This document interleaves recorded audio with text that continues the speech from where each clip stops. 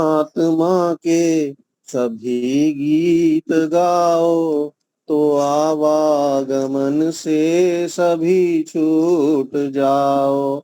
वे दुखियों का हमदर्द, अकेलों का साथी, श्रुति जगदाधार है, उसको बताती अजर है, अमर है, शरण उसकी आओ, तो आवागमन से सभी छूट जाओ।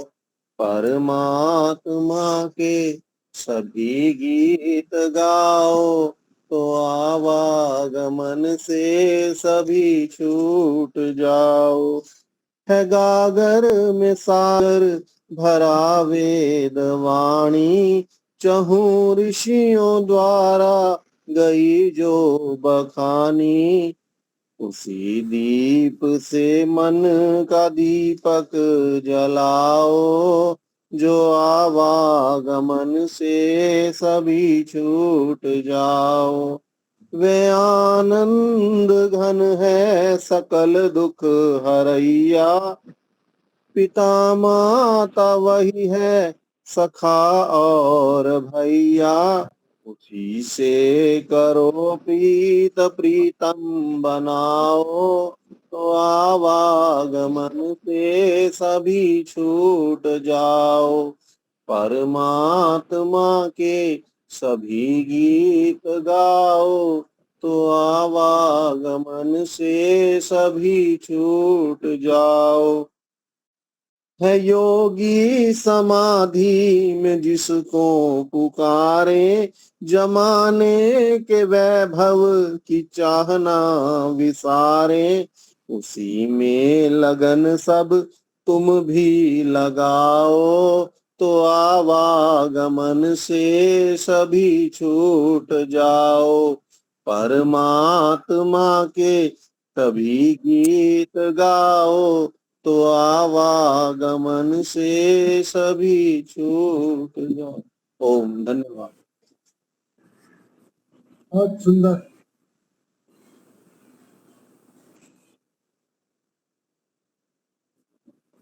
सभी को सादर नमस्ते जी। मानव सोचो जग के सुख का विस्तार रहेगा कितने दिन। मानव सोचो जग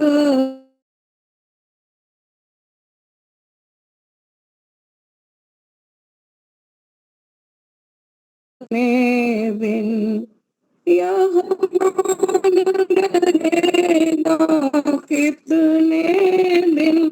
सम्मान रहेगा कितने दिन। मानव सोचो जग के सुख का विस्तार रहेगा कितने दिन। चाहे पिता हो या माता हो, पत्नी हो या सुख भ्राता हो, जिनका अपना हम कहते हैं उन पर अधिकार रहेगा कितने दिन। मानव सोचो जग के सुख का विस्तार रहेगा कितने दिन। कोई आता है कोई जाता है, थोड़े दिन का ये नाता है। जिसका भी आश्रय हम लेते हैं, वह आधार रहेगा कितना है। परमात्मा तत्व के ध्यानी है, उनसे पूछो मन का माना, संसार रहेगा कितने दिन, मानव सोचो जग के सुख का विस्तार रहेगा कितने दिन। समय देने के लिए धन्यवाद दीपिका जी। बहुत बढ़िया बढ़िया। कट रही थी आवाज?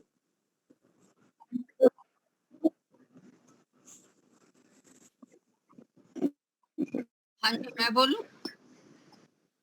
कमला।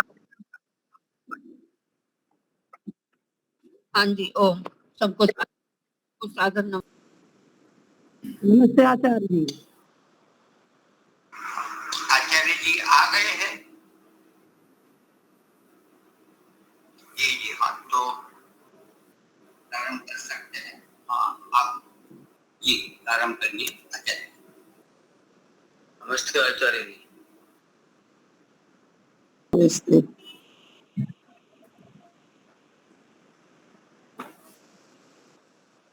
बहुत अच्छा हूँ, मैं बहुत शांत हूँ, मैं बहुत पूर्ण हूँ, मैं सदा खुश हूँ, मैं भाग्यशाली हूँ, मैं हर दिन आगे बढ़ रहा हूँ, ईश्वर मेरे साथ हैं और सदैव मेरे पास रहते हुए मुझे प्रेरणा कर रहे हैं।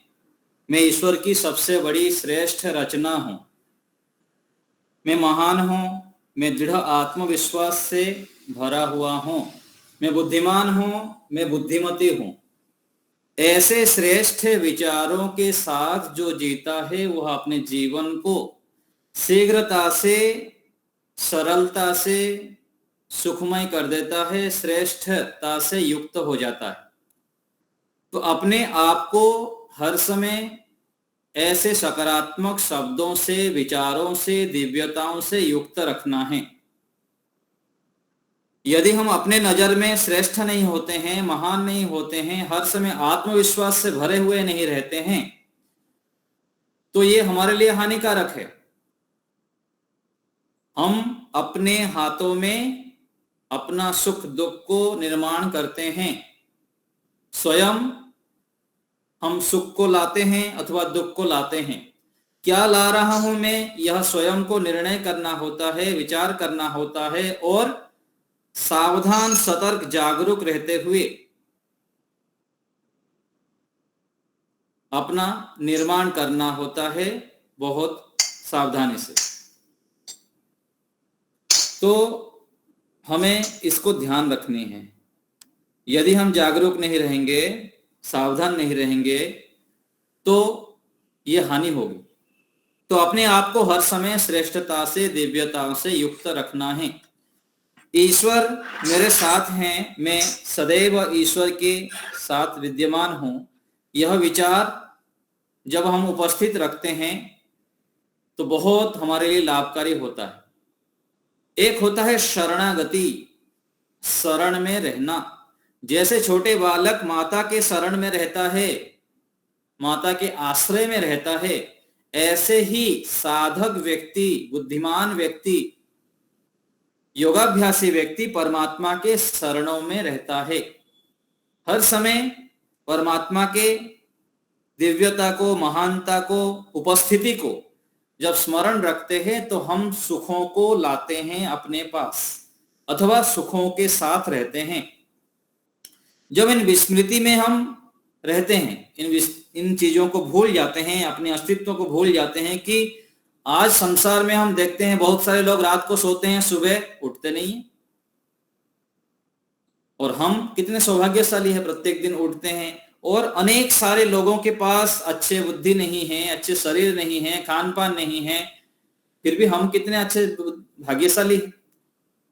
आज कितने करोड़ व्यक्ति हैं जिनको एक समय का खाना नहीं मिलता है, कितने सारे व्यक्ति हैं जिनको शुद्ध भोजन नहीं मिलता है, ना ज्ञान मिलता है, ना कुछ। तो जब हम कृतज्ञता से युक्त होते हैं, श्रेष्ठ विचारों से युक्त होते हैं, और इन विचारों को केवल एक बार लाने से नहीं होता है, केवल कभी सोच लिए थोड़ा सा फिर भूल गए, ऐसा नहीं। हर समय इसको उपस्थित रखना है।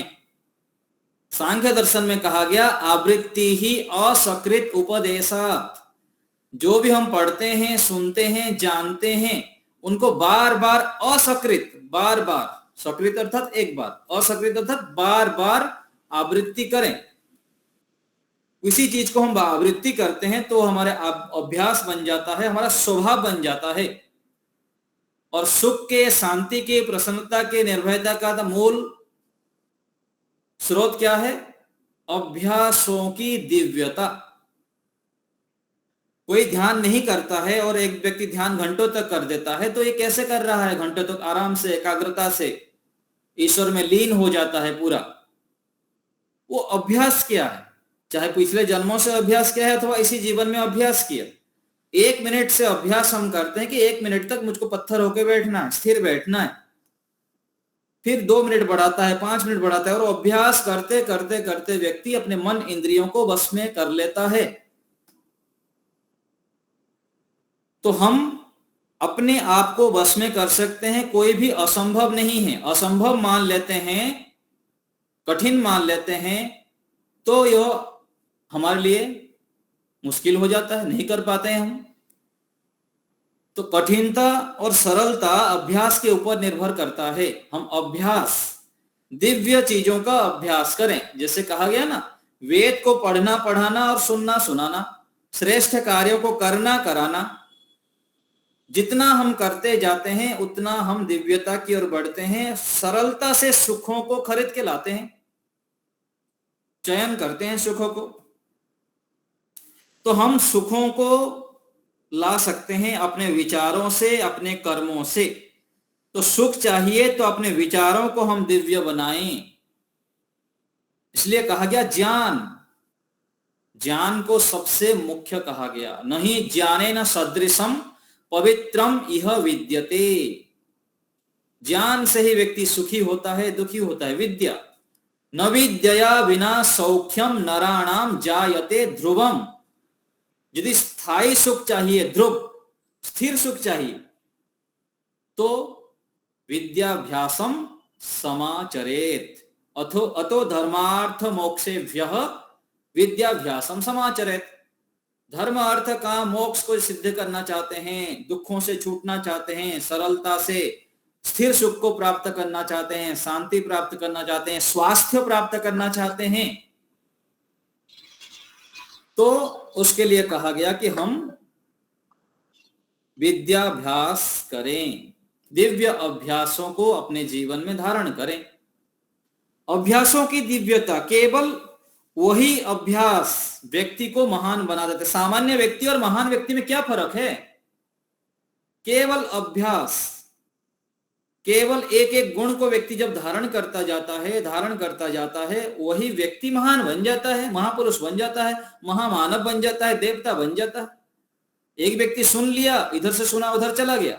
जो व्यक्ति रोज सुनता है, रोज पढ़ता है, रोज सीखता रहता है और एक एक करके चयन कर लेता है, जैसे मधुमक्खी बहुत सारे जगह से लाके मधु बनाता है, शहद बनाता है, ऐसे ही कहा गया व्यक्ति को बहुत सारे शास्त्रों को पढ़ते हुए, गुरुजनों के सानिध्य करते हुए, अलग अलग व्यक्तियों से अच्छी अच्छी चीजों को ग्रहण करना चाहिए और उसको अपने जीवन में ला लेना है।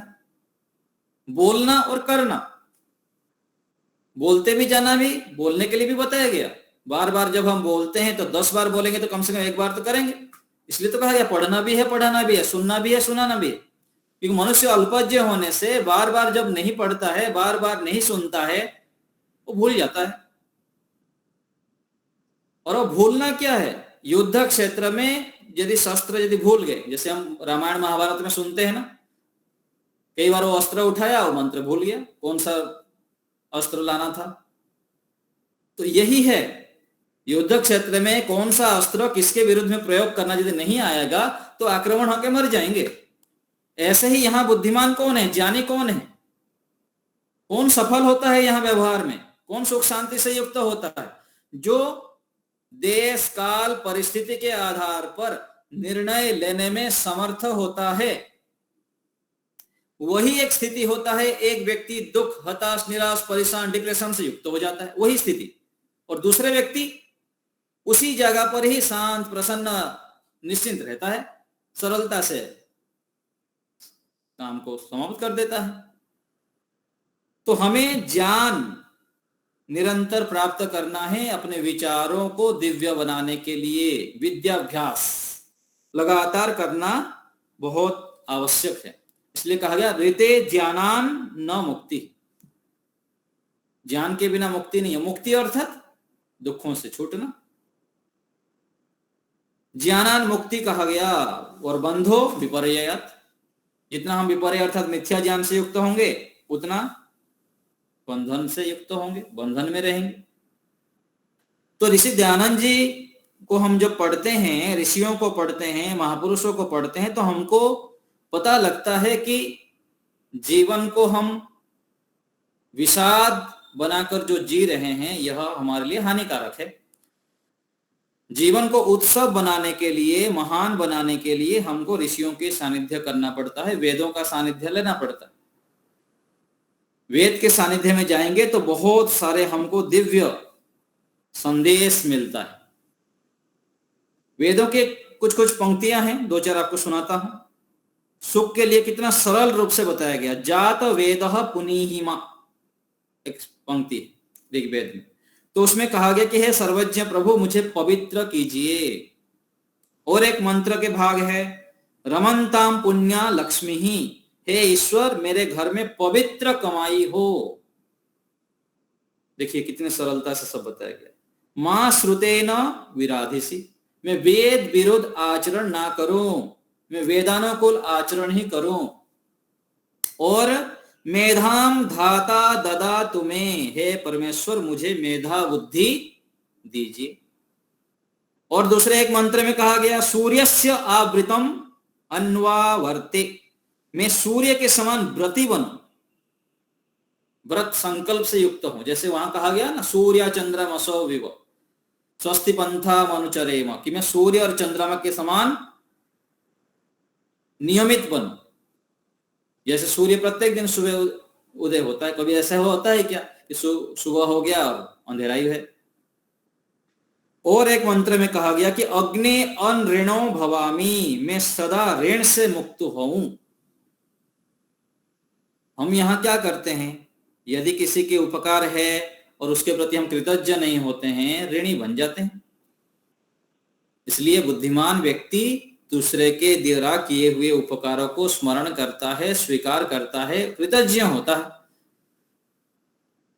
तो जब हम पवित्र बनते हैं, घर में पवित्र कमाई लाते हैं, वेदों के अनुकूल चलते हैं, मेधावी बुद्धि से युक्त होते हैं, व्रत संकल्प से युक्त होते हैं, श्रेष्ठ गुणों को धारण करने में तत्पर, रात को जल्दी सोना है तो सोना है, सुबह जल्दी उठना है तो उठना है, रोज व्यायाम करना है तो करना है, प्राणायाम करना है तो करना है, सात्विक भोजन करना है तो करना है, सत्संग करना है, स्वाध्याय करना है, अच्छे लोगों का संग करना है, पुरुषार्थी बनना है, संयमित जीवन जीना है। तो ये सब सरल मार्ग है। हम अपने अज्ञानता के कारण, कुसंस्कारों के कारण, आलस्य, प्रमाद आदि के कारण जीवन को कठिन बना देते हैं, मुश्किल बना देते हैं और अपने आप कुआं खोदते हैं और कुआं में कीचड़ में घुस जाते हैं। तो परमात्मा तो हमें सुखी करना चाहते हैं। वेदों में अनेक संकेत दिए हैं, बहुत महापुरुष लोग, ऋषि लोग हमें अच्छे मार्ग पर लेने के लिए प्रयत्न करते हैं, बहुत सारी बातें बताते हैं कि हम शीघ्रता से श्रेष्ठता पर, दिव्यता को प्राप्त कर लें। तो हमें वेदानुकूल आचरण करना है, नहीं तो जीवन जटिल हो जाएगा, कठिन हो जाएगा। तो जीवन में ब्रह्म तेज होना आवश्यकता है, विशालता को प्राप्त करना आवश्यकता। ब्रह्म तेज अर्थात ईश्वरमय जीवन, वेदमय जीवन, संयमित जीवन। ये क्या है? ब्रह्म से युक्त हो जाना, विराटता से युक्त हो जाना। और कौन व्यक्ति ब्रह्म तेज को प्राप्त करता है, विराटता, विशालता को, महानता को प्राप्त करता है, स्थायी सुख को प्राप्त करता है? जो ईश्वर के उपासक होते हैं। ईश्वर भक्ति के बिना हम श्रेष्ठता से, दिव्यता से युक्त नहीं हो सकते। परमात्मा स्वयं वेद मंत्र में कह रहे हैं कि अहम एव स्वयं इदम वदामि, मैं स्वयं कह रहा हूं। जुष्टम देवे भी रुतमान से भी यम कामये तम तम उग्रम कृणोमि तम ब्रह्माणम तम ऋषिम तम सुमेधम। तो जो मेरे आज्ञाओं का पालन करेगा उसको मैं ब्रह्मा अर्थात बड़ा बना दूंगा, महान बना दूंगा, यश से युक्त कर दूंगा।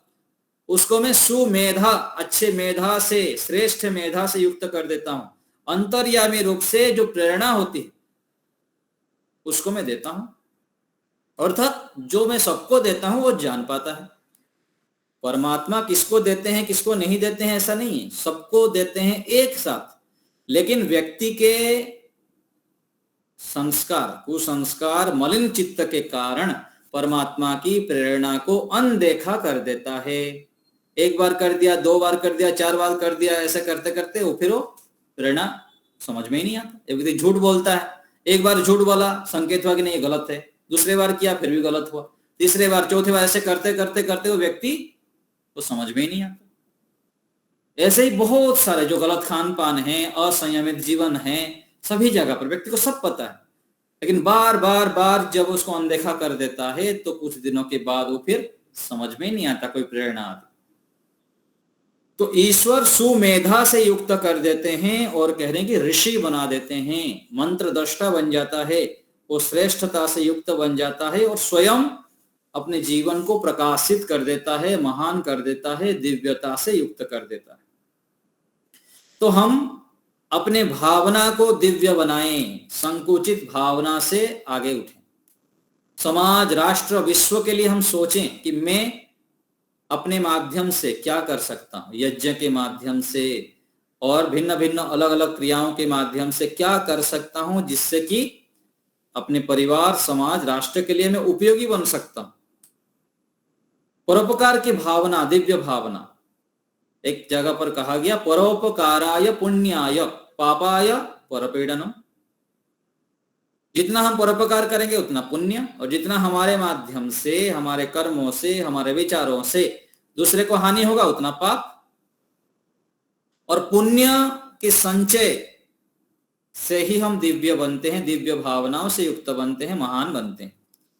एक चाणक्य नीति में श्लोक आता है, जल बिंदु निपातेन क्रमशः पूर्यते घटः।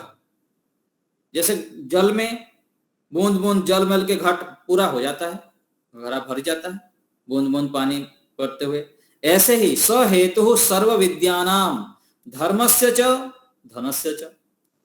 ऐसे ही इस प्रकार धीरे धीरे अभ्यास करने से सब विद्याओं को हम प्राप्त कर लेते हैं धीरे धीरे, और धन भी ऐसे ही बहुत प्राप्त कर लेते हैं। मनुस्मृति में भी कहा गया, धर्मम संचनुयात वाल्मीकि एव पुत्तिका। हम धर्म का संचय करते रहें रोज, विचारों के माध्यम से, दिव्य भावनाओं के माध्यम से, वाणी के माध्यम से, कर्मों के माध्यम से, मन, वाणी, शरीर से हम पुण्यों का संचय करें, धर्म का संचय करें निरंतर, लगातार। एकांत में हम अपने आप को निर्माण करें, शांत बैठें, एकांत में बैठे, तब पता लगेगा जितने भी समस्याएं हैं उन सबका समाधान यदि हम चाहते हैं तो एकांत में बैठना, शांत होना। जितना हम शांत होंगे, एकांत में बैठेंगे और एकांत में जब बैठ के हम ईश्वर का स्मरण करते हैं, अपने विषय में सोचते हैं, अपने गुणों को देखते हैं कि मेरे अंदर कितनी सारी प्रतिभाएं हैं, तो व्यक्ति के अंदर फिर आत्मविश्वास आता है और नया नया ज्ञान आता है, और वो ज्ञान के माध्यम से, विज्ञान के माध्यम से वो बड़े बड़े संकटों को पार कर लेता है और श्रेष्ठ कार्यों को अपने जीवन में धारण कर लेता है। तो कभी भी किसी भी प्रकार से हमारे पास संकट आ जाए, कुछ भी सूझ नहीं रहा हो, तो हमको एकांत में चले जाना चाहिए, ओम का जप करना चाहिए, गायत्री का जप करना चाहिए, और कुछ भी ना कर तो शांत हो जाइए। जो शांत हो जाता है वही संत बन जाता है, वही महान बन जाता है, वही श्रेष्ठ बन जाता है। तो मन की शांति ही सबसे महान धन है, बल है। तो मन की शांति के लिए हमें पूर्ण प्रयत्न करना चाहिए। और मन की शांति कब आती है? जब हम वेदानुकूल आचरण करते हैं, श्रेष्ठ आचरण करते हैं, जो जानते हैं उसको जीने जब लग जाते हैं। एक आता है यो एवं वेद स एव भवति, जैसे हम जानते हैं वैसे बन जाएं, जैसे हम जानते हैं वैसे बन जाएं। और उसको बनने के लिए क्या करना पड़ेगा, वैसे संगति करनी पड़ेगी। यदि हम संगति लगातार श्रेष्ठता को युक्त करते हैं, दिव्यता से युक्त करते हैं, लगातार हम सत्संग करते रहते हैं, तो हम खुश रहने लग जाते हैं, प्रसन्न रहने लग जाते हैं, हर समय मुस्कुराते रहेंगे, नहीं तो फिर डिप्रेशन से युक्त रहेंगे। तो सुबह एक बार जब हम उठ के परमात्मा को स्मरण करते हैं, ईश्वर का ध्यान करते हैं, और एक बार पसीना से नहा लेते हैं, खूब जब एक बार मेहनत कर लेते हैं, सारे रजोगुण तमोगुण हट जाता है, गंदगी हट जाता है, तब फिर सत्व शुद्धि, सौ मनस्य एकाग्र, इंद्रिय जय, आत्म दर्शन योग्यत्वानि च, एक सूत्र है योग दर्शन में। तो व्यक्ति जब शुद्ध हो जाता है, पवित्र हो जाता है, फिर मैं कौन हूं, कहां से आया हूं, क्या करना है क्या नहीं करना है, सब उसको ठीक ठीक दिखता है। नहीं तो व्यक्ति कंफ्यूजन में रहता है, अरे मैं तो कुछ नहीं कर सकता, मेरे बस का नहीं है, मैं तो दुखी हूं, मैं तो हताश हूं, मैं तो निराश हूं, मैं तो अभागा हूं। ये क्यों विचार आता है? क्योंकि खूब हम मेहनत नहीं करते हैं, पसीना से नहाते नहीं है, खूब व्यायाम नहीं करते, खूब प्राणायाम नहीं करते हैं, खूब जप नहीं करते हैं, और दिन भर पुरुषार्थमय जब जीवन नहीं करते हैं, परोपकारमय जीवन नहीं करते हैं, दूसरे के लिए जीना जब नहीं करते हैं, तब ये सब नकारात्मकता हमको घेर देते हैं। बाहर शत्रु कम होते हैं, बाहर जो हमको लगता है ना ये मेरे को परेशान करता है, कोई नौकरी में परेशान करते हैं, जो बड़े व्यक्ति होते हैं, आसपास के कर्मचारी होते हैं, घर में दूसरे व्यक्ति होते हैं, बाहर शत्रु कम हैं, हम ही अपने शत्रु हैं, हम ही हमारे मित्र हैं। इसलिए तो कहा गया ना भगवत गीता में, आत्मैव आत्मनः रिपुः आत्मैव आत्मनः बन्धुः, हम ही अपने बंधु है, आप ही अपने शत्रु है। हम जो विचारों से श्रेष्ठ रहते हैं, दिव्य रहते हैं, महान रहते हैं, तो बाहर के संकट सारे छोटे पड़ जाते हैं। और ये कब होता है? जब हम पसीना से एक बार नहाते हैं। सुबह आप एक बार अच्छे से मेहनत करके देखिए, खूब व्यायाम करके देखिए, खूब प्राणायाम करके देखिए, दौड़ लगा के देखिए, एक बार पसीना अच्छे से बह जाता है ना, व्यक्ति की पाचन शक्ति बहुत अच्छे हो जाता है और पूरा मन प्रसन्न हो जाता है। पीछे एक बार बताया था ना कि हमारे शरीर के अंदर लाखों करोड़ों अरबों सेल्स हैं, उन सबके अंदर यदि ऑक्सीजन का फ्लो अच्छी प्रकार से नहीं होगा तो व्यक्ति प्रसन्न आनंदित नहीं रह पाता है। क्योंकि किसी भी जगह पर गंदगी है, अशुद्धता है, तो हम वहां रहना नहीं चाहते, वहां पसंद नहीं करते हैं, और जहां शुद्धता है वहां हम रहना चाहते हैं। ऐसे ही हमारे अंदर जब सत्वगुण बढ़ जाता है, सद्विचार बढ़ जाता है, दिव्यता बढ़ जाता है, ज्ञान बढ़ जाता है, तो हम फिर प्रकाश से युक्त हो जाते हैं। इसलिए कहा गया ततः क्षीयते प्रकाशावरणम, योग दर्शन में जो प्राणायाम करते हैं तो उससे क्या होता है, व्यक्ति के अंदर प्रकाश का जो आवरण है वो क्षीण हो जाता है, नष्ट हो जाता है। इतना लाभ होता है प्राणायाम करने से।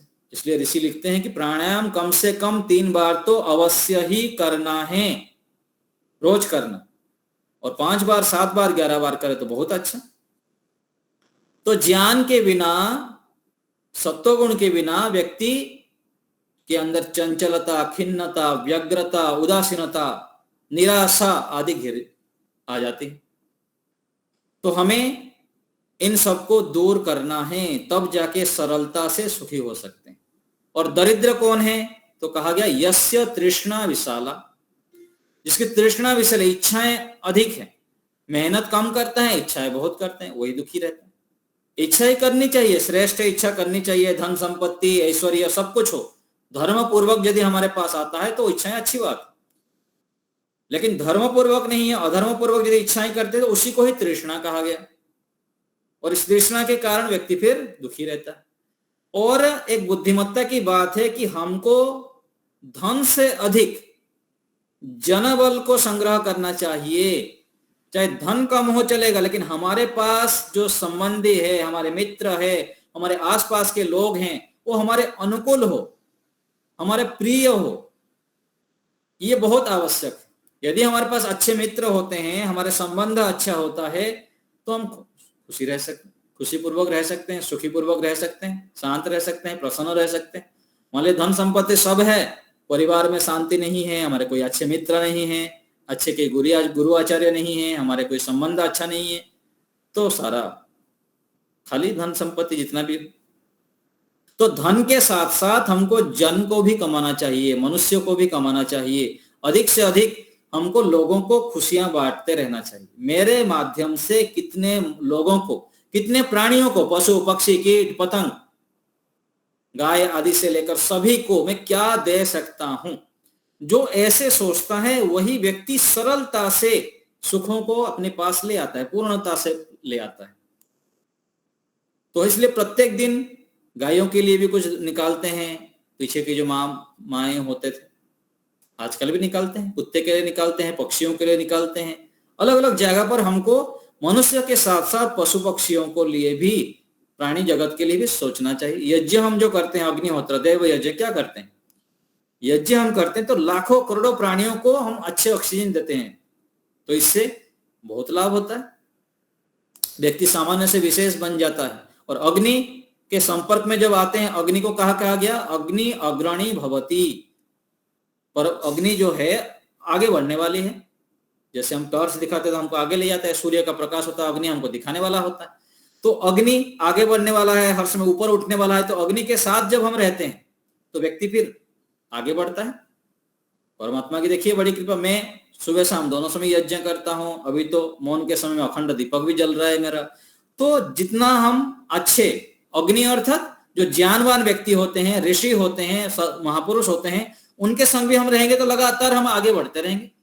तो जैसे भौतिक अग्नि के संस्पर्श में हम आते हैं तो हम भी आगे बढ़ते रहते हैं, ऊपर बढ़ते रहते हैं, हम प्रकाशमान युक्त होते रहते हैं। और अग्नि के संपर्क में आने से क्या होता है, मल भी नष्ट होता है। यही तो कहा गया, जैसे अग्नि के संपर्क में आके सोना चमक जाता है, धातु नाम मलम नश्यते, नष्ट हो जाता है, क्षीण हो जाता है। ऐसे ही प्राणायाम की अग्नि में, योग के अग्नि में, योग के अंगों के अनुष्ठान करने पर व्यक्ति के अंदर जब मल है, काम क्रोध लोभ आदि, अविद्या अस्मिता राग द्वेष आदि मल है, क्लेश है, वह भी धीरे धीरे क्षीण हो जाता है, नष्ट हो जाता है, कम हो जाता है। इसलिए हमको अग्निहोत्र भी लगातार करना चाहिए। और जो विद्वान ऋषि है, हमको आगे बढ़ाने वाले हैं, उनका संग करते रहना चाहिए। और असली संपत्ति क्या है, दुआएं, आशीर्वाद, शुभकामनाएं, सद्भावनाएं, इन सबको हम कैसे कमाएं, किस प्रकार कमा सकते हैं, इसको जो कमाने लग जाता है, इसको जो संग्रह करता है, यही बुद्धिमान है। और यही व्यक्ति सरलता से सुखों को इकट्ठा कर लेता है। तो लोगों के दुआएं प्राप्त करना चाहिए, उनको किस प्रकार से हम सहयोग करें।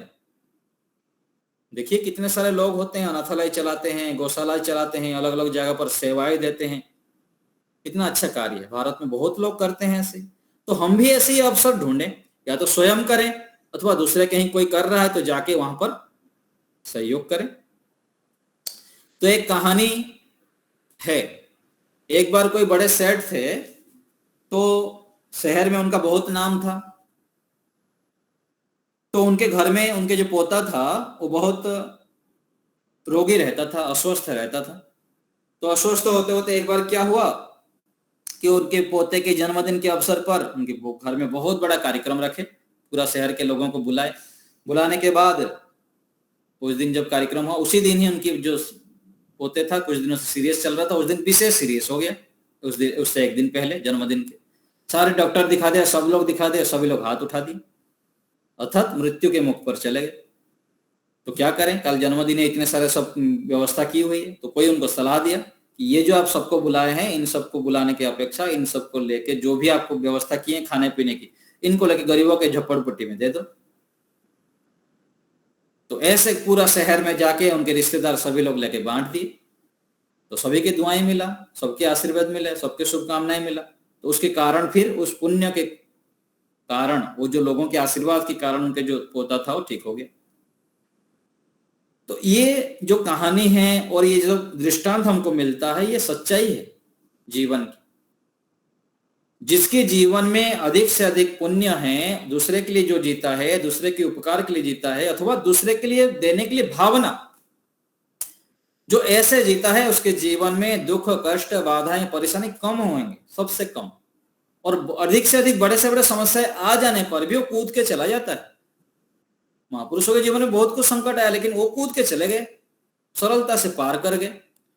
लेकिन सामान्य व्यक्ति क्या होता है, उसी को पूरा पहाड़ जैसा मान के डिप्रेशन से युक्त हो जाता है, शरीर को क्षीण कर लेता है, कितने सारी समस्याएं आ जाती।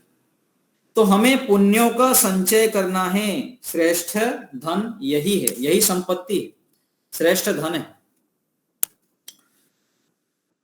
तो जो औरों को खुशियां बांटता है वही सुखी होता है। एक भजन की पंक्ति है, बहुत अच्छा पंक्ति है ये।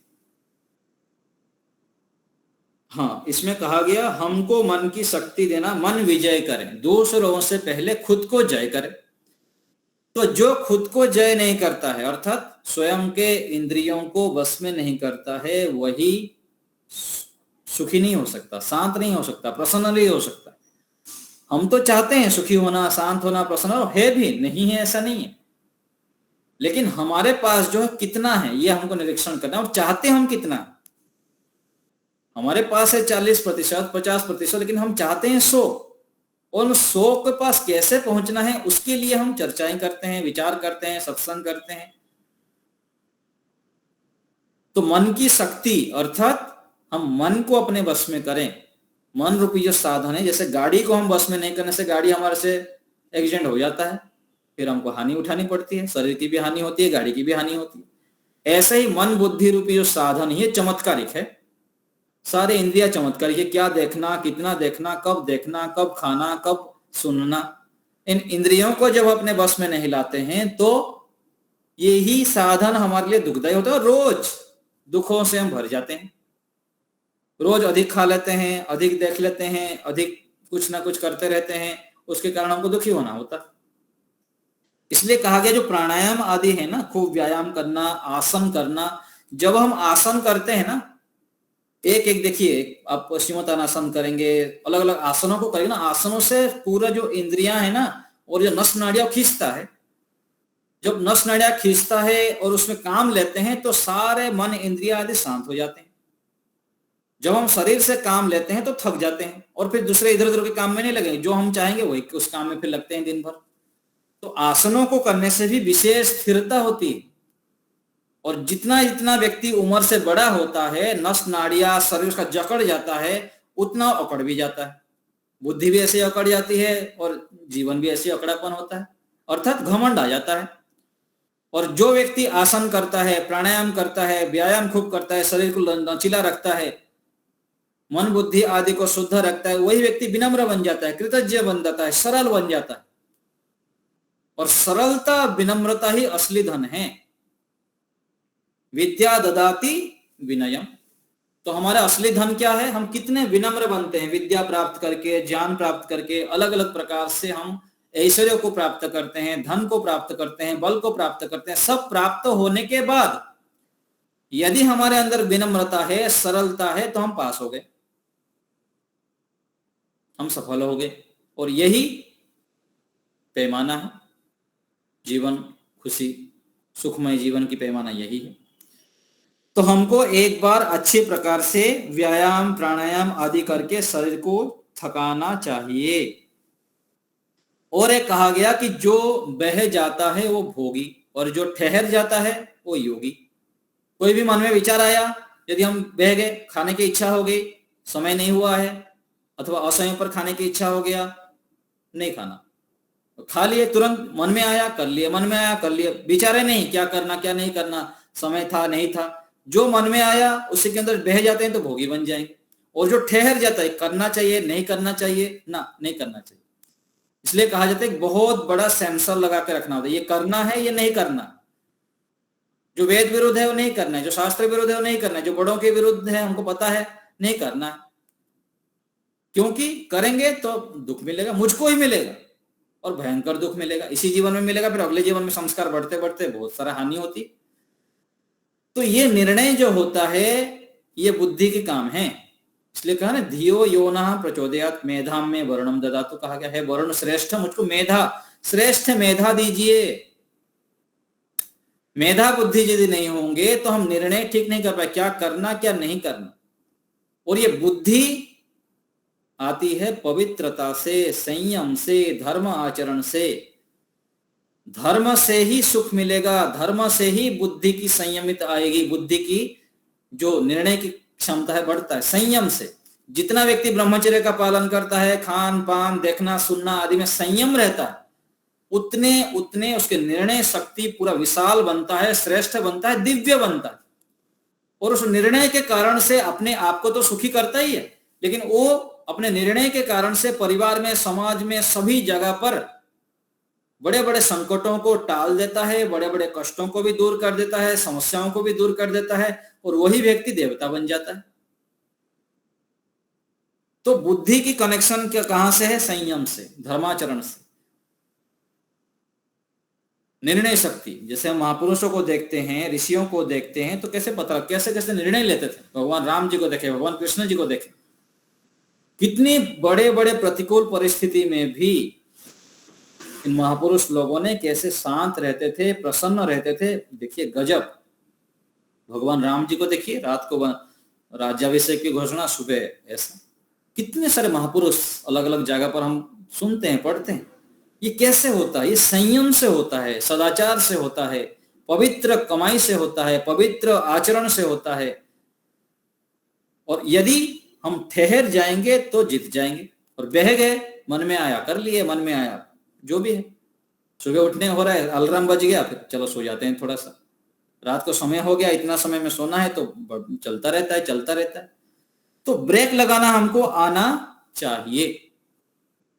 तो पुस्तक में थोड़ा देखते हैं, उपदेश मंजरी पुस्तक, उपदेश नंबर 4 में हम पिछले इसमें देखे थे, पूजा सत्कार के विषय में पीछे देखे थे। आज इसमें वर्णाश्रम के विषय में दिया है।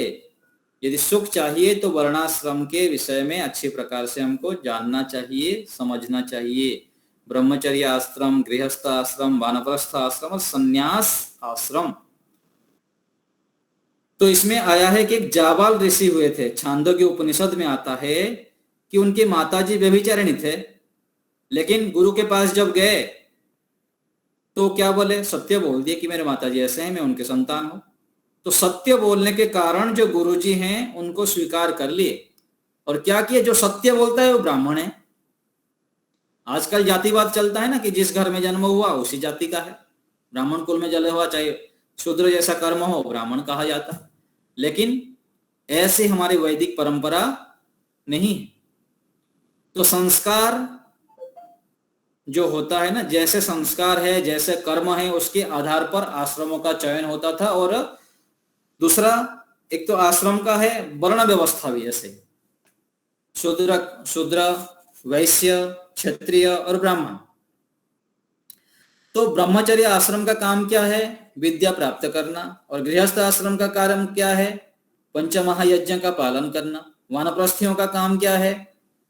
वन में जाके जो विद्या है उसको पक्का करना, वैराग्य को बढ़ाना। और सन्यासी का काम क्या है? तो यहां पर एक बहुत अच्छा लिखे हैं। यहां ऋषि दयानंद जी लिखते हैं कि संसार को एक ओर रखकर, संसार को एक ओर रख के लोग क्या कहेंगे? ऐसा करूंगा तो संसार की बात नहीं सुननी। जैसे पीछे हम पढ़े थे ना कि आत्मार्थम पृथ्वीम त्याजेत। थोड़े काम के लिए गांव को छोड़ सकते हैं, यदि परिवार के लिए छोड़ना पड़े तो परिवार को छोड़ दीजिए। यदि गांव के लिए परिवार को छोड़ना पड़ता है, गांव के लिए, यदि शहर के लिए हमको गांव को छोड़ना पड़े, शहर के कल्याण होता हो तो गांव को छोड़ दे। और ऐसे ही शहर को, राज्य को छोड़ना पड़े, विश्व को छोड़ना पड़े, यदि आत्म कल्याण के लिए, जीवन के कल्याण के लिए, परमात्मा प्राप्ति के लिए, तो पूरा संसार को भी एक तरफ रखा जा सकता है। ऐसे ही यहां पर कह रहे हैं कि संसार को एक तरफ रखकर अध्ययन करना, उपदेश करना, लोक कल्याण करने में जो संपूर्ण समय लगा दें कि मेरा जीवन का लक्ष्य है केवल समाज के लिए, राष्ट्र के लिए, विश्व के लिए जीना है, अपने आप का निर्माण करते हुए, स्वयं साधना तपस्या करते हुए, जो समाज राष्ट्र के लिए अपने आप को समर्पित कर देता है, संपूर्ण समय लगाता है, वही सन्यासी है। और वह सब जगह जाके उपदेश करे, धर्म का प्रचार करे, ये सन्यास है। तो सन्यासी सबसे श्रेष्ठ होते हैं, महान होते हैं। और सन्यासी अर्थात वैराग्य, जितना जब ज्ञान का पराकाष्ठा हो जाता है फिर जाके व्यक्ति मोक्ष की ओर बढ़ता है, विशेष क्लेशों को दग्धबीज कर लेता है, ईश्वर को प्राप्त कर पाता है। तो हम सभी को भी ऐसे ही मन में रखना चाहिए कि मुझको भी सन्यास बनना है, वैराग्य प्राप्त करना है। यदि अभी मन में रखेंगे तो अगले जीवन में वो प्राप्त होगा, यदि अभी नहीं सोचेंगे तो फिर आगे कैसे प्राप्त होगा। कई बार यहाँ पर देखा जाता है 70 साल के 80 साल की उम्र में भी लोग अष्टाध्यायी याद करते हैं, संस्कृत पढ़ते रहते हैं। उनको पूछते हैं आप इतने आयु में क्यों कर रहे हैं, तो बोल रहे अभी यदि संस्कार बनाऊंगा तो अगले जीवन में तो वो संस्कार जाएंगे और जल्दी से गुरुकुल में आ जाऊंगा, जल्दी से ब्रह्मचारी बन जाऊंगा। यहाँ तो देख लिया दुनिया को, 60 साल 70 साल गृहस्थ में जाके दुनिया के सारे झंझट को करके देख लिया कि इसमें पूर्ण तृप्ति नहीं है। पूर्ण तृप्ति तो वैराग्य में है, संन्यास में है, ईश्वर प्राप्ति में है, समाधि में है, जीवन मुक्ति में है, स्थित प्रज्ञ में है। इन सब में पूर्ण सुख है।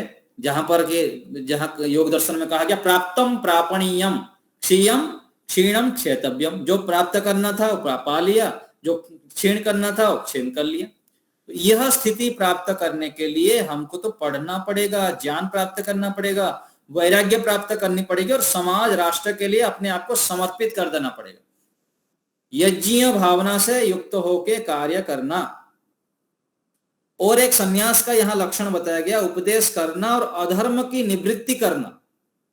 उपदेश भी करना और जितना अपने जीवन में भी अधर्म को कम करते जाना, नष्ट कर देना, और समाज राष्ट्र में भी अधर्म को कम करना, ये सन्यासी का मुख्य कर्तव्य कर्म है, यहां लिखा गया है। और यहां पर एक आया है, यदि कोई कहे, हाँ यहां लिखा है, जिस समय इस आर्यावर्त में अखंड राज्य अखंड ऐश्वर्य था, उस समय वर्णाश्रम की ऐसी व्यवस्था थी, ब्रह्मचर्य की, वानप्रस्थ की। बच्चों की जो बच्चे हो जाते थे तो व्यक्ति फिर वानप्रस्थ में जाके रहते थे, फिर वानप्रस्थ में 10-20 साल रह के जो वैराग्य हो जाता था जल्दी से फिर संन्यास लेते थे। ये सब वर्ण व्यवस्था थी भारत में।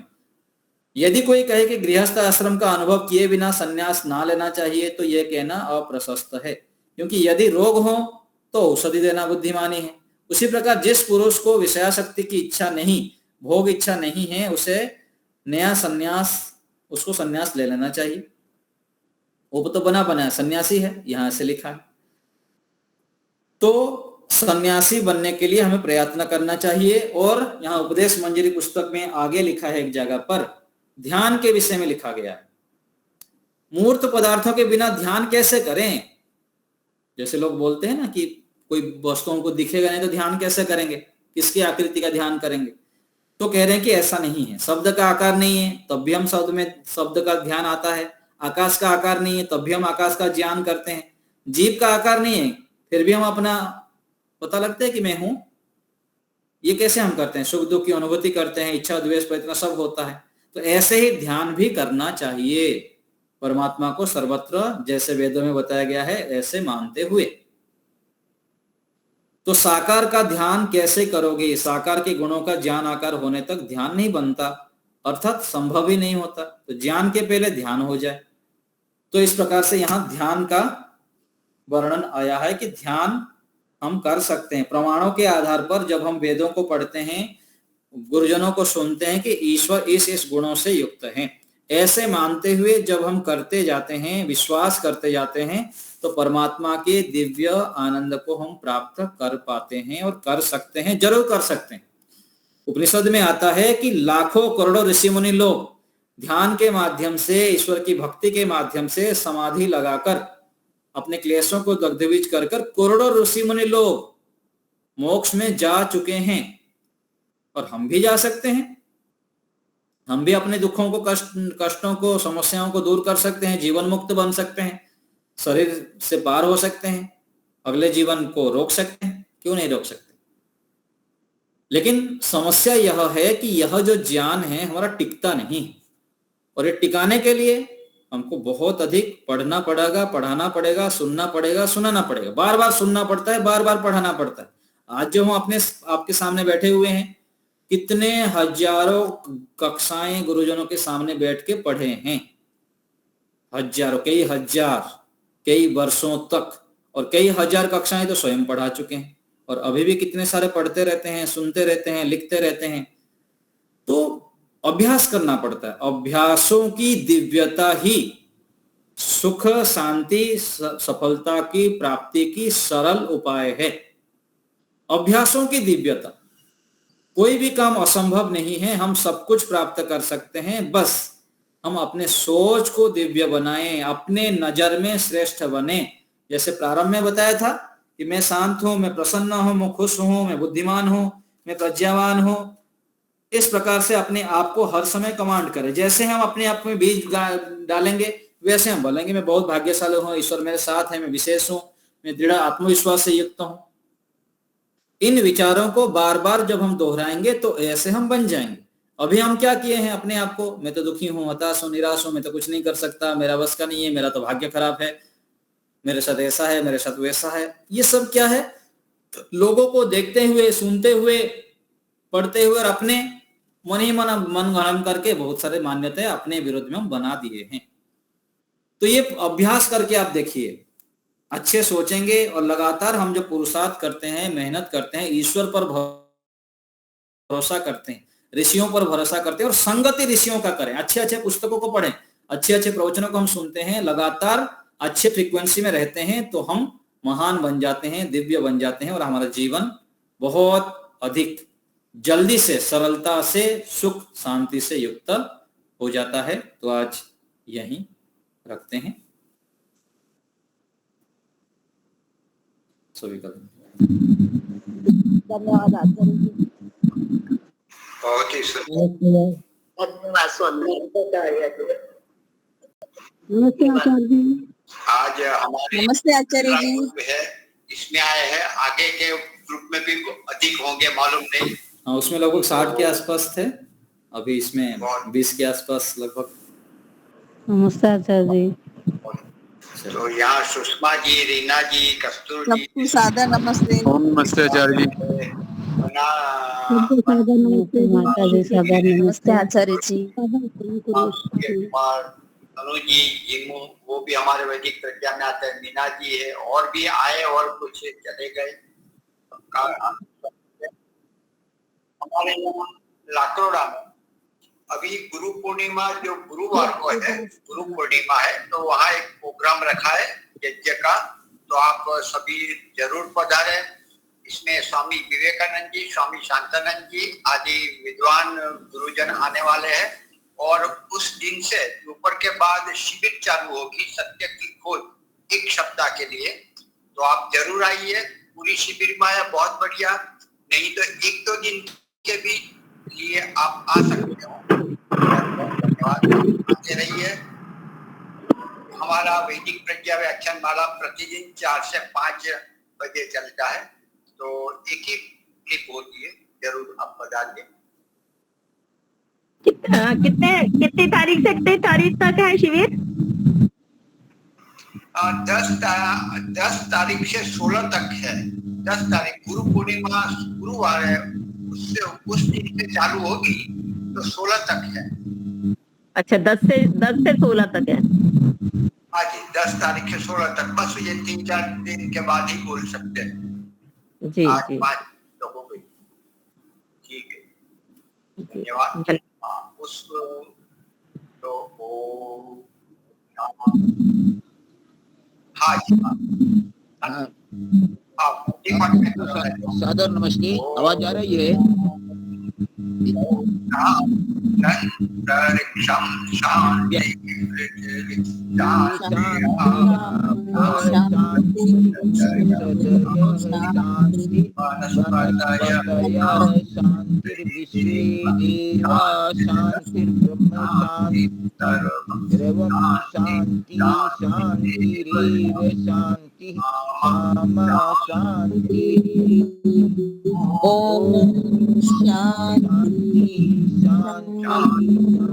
सबको सादर नमस्ते।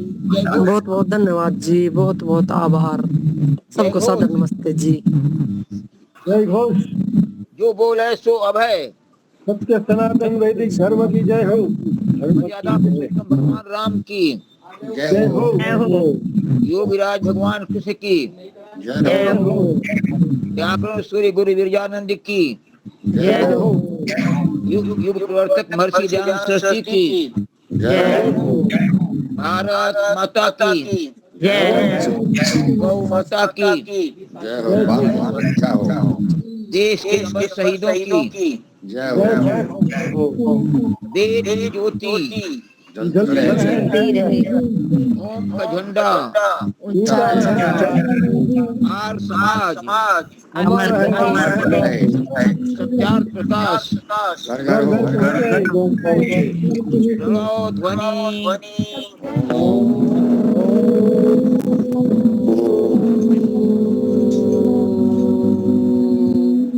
वैदिक अभिवादन,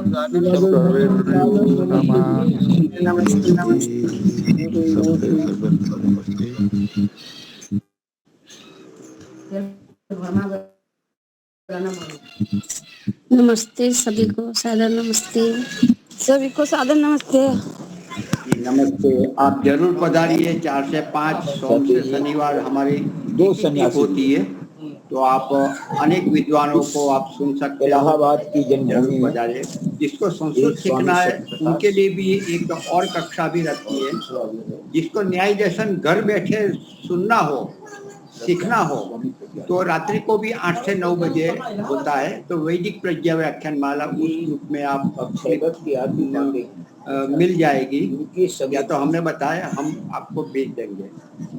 जरूर मोतीलाल नेहरू से एमपी किए हुए व्यक्ति, पूरी सर्विस उसने सचिवालय में बिताया। हाँ, उसमें क्या है कि दूसरी लिंक भी भेजी है, तो उसमें का एक 100 से अधिक हो जाए तो दूसरी में आ सकते हैं। तो जिसको जिसमें आना आ सकता है, तो 100 से अधिक हो तो दूसरी क्लिप भेजनी पड़ती है। तो आज मैंने नहीं आचार्य जी ने आपने ही भेजी है, आपने जो फोटो के साथ भेजी ना, आचार्य जी भेजी ना, उसमें मैंने क्लिक कर किया तो ये चल पड़ी। तो मेरे को चलो इसमें आ जाओ, एक ही बात है, कोई भी आ सकता। अच्छा, मैं भी जानता नहीं, मैं यहाँ बात करता हूँ तो मैंने शांति पाठ करवा लिया। मेरे को यहाँ का थोड़ा अलग होगा, लेकिन सभी पे लिंक है। ठीक है, यहाँ तो 15,000, यहाँ 20-25 ही दिखाई देता है। यहाँ जो आपके यहाँ 60 है ना, 60 ये संख्या यहाँ नहीं दिखाई देती, यहाँ 20 यहाँ की संख्या दिखाई देती है। कोरोना काल में ही चलाई रही, पत्नी उनकी दोनों किडनी खराब हो गई थी, तब थे ही। हाँ, लगभग 60 आचार्य का 60 जुड़े थे, और यहाँ लगभग 20-25 जुड़े थे। कल हम अहमदाबाद